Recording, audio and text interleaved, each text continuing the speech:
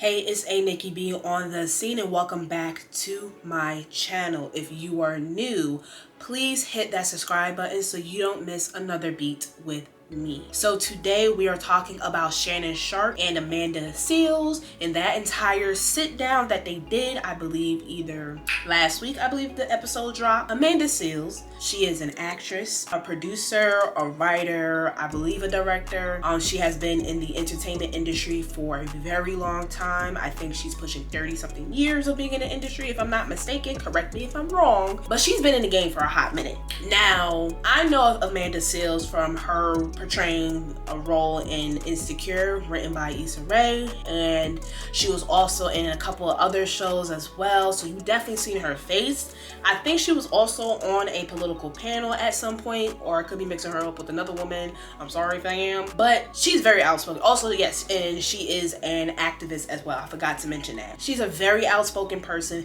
very intelligent, very much African American empowerment. Like, this woman knows her stuff. But I feel like every time that she is in the blogs, it's usually met with her delivery of what she talks about. Like, a lot of people just do not like Amanda Seales because her personality is very strong.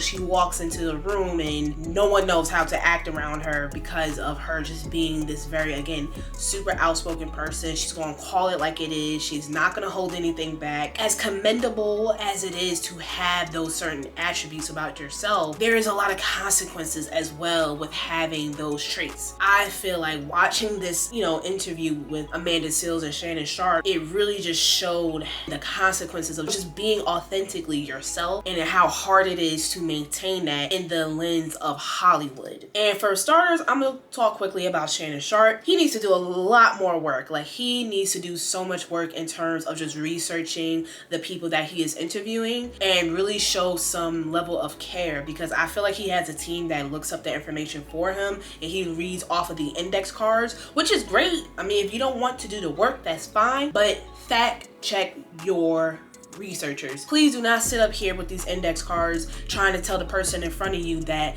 their mother is white when they are clearly not. Like, let's make that clear. She was literally agitated with this man. She's like, my mother is not white. She is black. She's Grenadian. Her father, I think she said, is African American, if I'm not mistaken.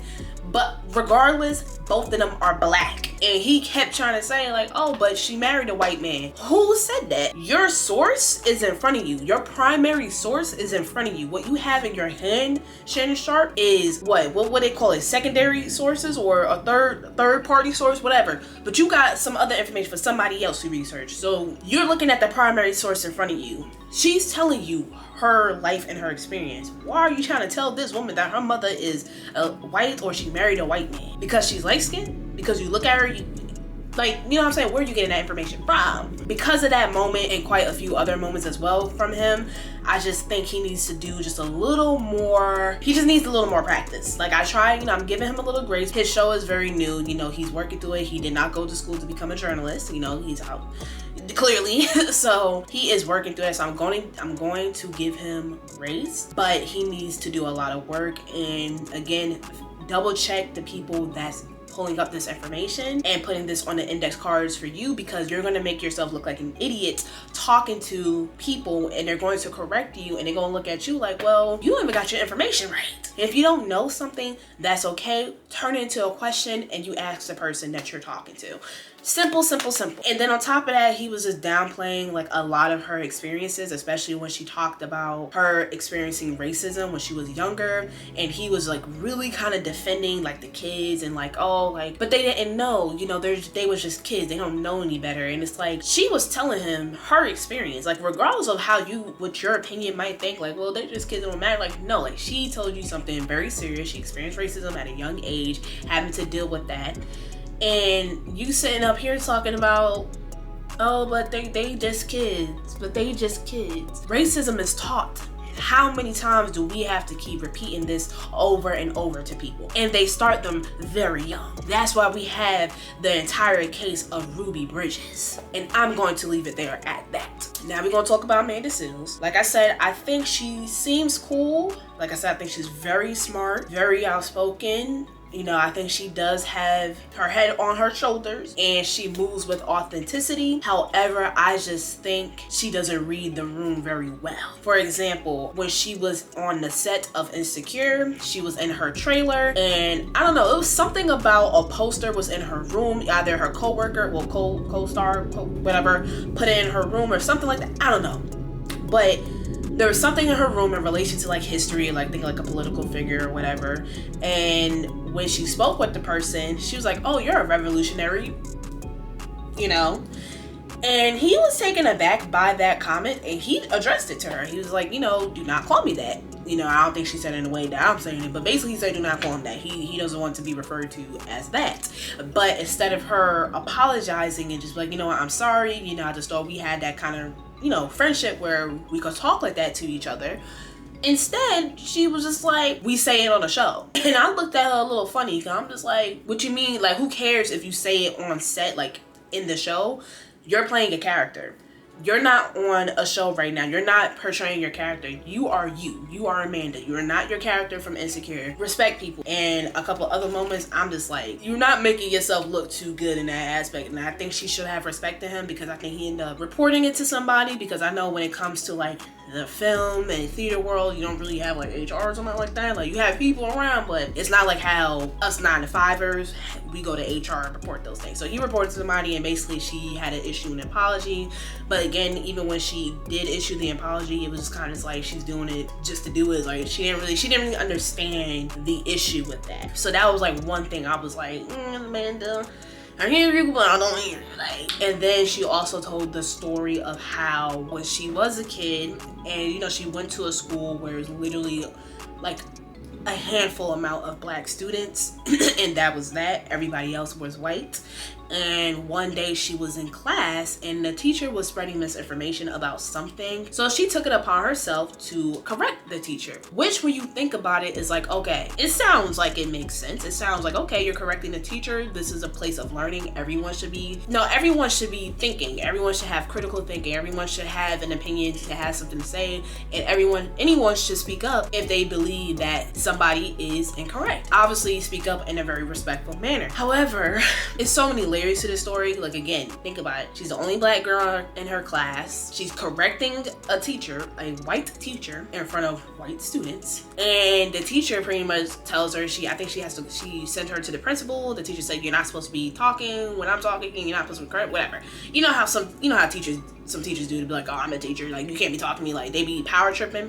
But she saw that as a moment of her, I think maybe she alluded to the idea that maybe that was a form of racism, which again, it can still be there, but the way she kind of went about it was that it was just rudely just interrupted. And granted, the teacher was wrong about whatever the heck she was talking about. She was wrong. But again, for me, I'm a firm believer it's all about how you go about it. For most cases, it's how you go about it, you know. And I just think how she went about it just wasn't gonna fall into her favor. And I just think she just kind of went off the whim and just did whatever she wanted to do and said whatever she wanted to say. And I think that's kind of like her downfall, is just that you could be correct. Your knowledge is very much appreciated. You know, I think people deep down want to be around honest people, because, you know, people don't want to get played or nothing like that. And that's all very like dope, but it's how you go about it. It's how you treat people.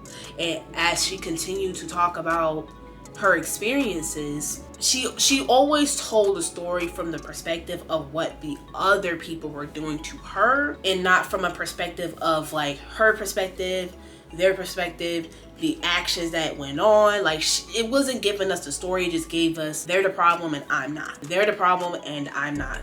They're the problem and I'm not. And it's like, you are the common denominator in a lot of those problems. It is not to say that what she has experienced in a lot of the stories that she told is justified. Like, I didn't like the fact that the, you know, security guard chest bumped her at the party that she was trying to get into, although I think she just should have left. Like, if you're not on the list, don't force yourself to be in a space where you know you're not going to be respected anyway. Because the way I saw that story was just more so like, because even if you were to get into this space because of one person trying to get you into this party, the rest of the people that's there is not gonna rock with you. And especially she had like one person She was the assistant to Issa Rae. And Issa Rae is a little skeptical. When she told the story about Issa Rae, I'm like, it kind of made me look at her a little sideways. But again, I haven't met Issa Rae. I do want to meet her at some point in life because it's somebody I do look up to, you know, because I want to be a writer and stuff like that. So, but it did make me look at her a little. Aside from that, you know, Issa Rae's assistant was hosting this party and just really did not like Amanda from the very beginning. I guess from the set of Insecure, she just did not like her. And pretty much showed that she ain't like her. But I just felt like even with that kind of being blatantly shown to her, she still wanted to be part of this space. She still wanted to be accepted by essentially Black Hollywood. And if you guys understand what Black Hollywood looks like, it is not very big. It is not a lot of people. We are a small box. I can understand the desire to really want to be a part of that space, to be with other creatives and to build a community. But it's like, girl, some of these people don't want you around. It's sad, but you have to understand you are not everybody's cup of tea. Go where you are wanted. Go where people really want to work with you and truly respect you. And I just think a lot of her issues was just trying to force herself with these oddly put together relationships, because most of these people she has worked with, and I think she was looking for that connection, for that community, which is nothing wrong with trying to find that. Like she said, you know, she keeps thinking that people are going to show up for her the way she tries to show up for them. And some people are just not going to do that. And I think she just has to again, find different spaces or create your own space and cultivate the kind of energy you want to be around.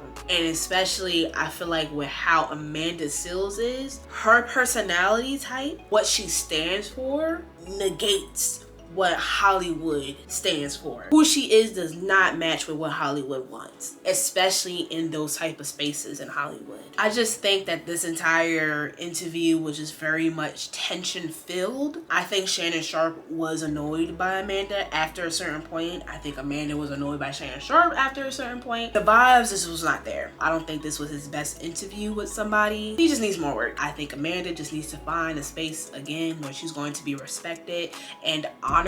That's just my thoughts on the Shannon Sharpe and Amanda Seales interview. Thank you so much for watching, and I will be back again with another video.